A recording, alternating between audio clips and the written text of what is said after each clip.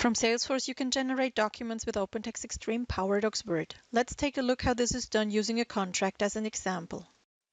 Click Extreme Word. PowerDocs opens. Select a template and click Create. In interview mode, you have to supply context-relevant answers. You also see metadata from Salesforce, which can be changed and then saved in Salesforce. Now, click Create. PowerDocs Word is started and the document is generated. All objects that are part of the template are added, also the Salesforce metadata. With the PowerDocs ribbon, you can perform different post-processing actions like DocuSign.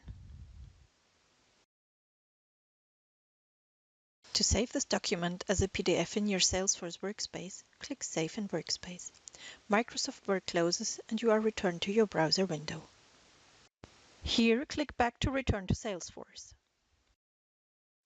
In Salesforce, open the Workspace tab. Open Correspondence. Here you see the generated PDF. Workspace is the interface to OpenText Extended ECM. You have generated a document. Thank you for watching.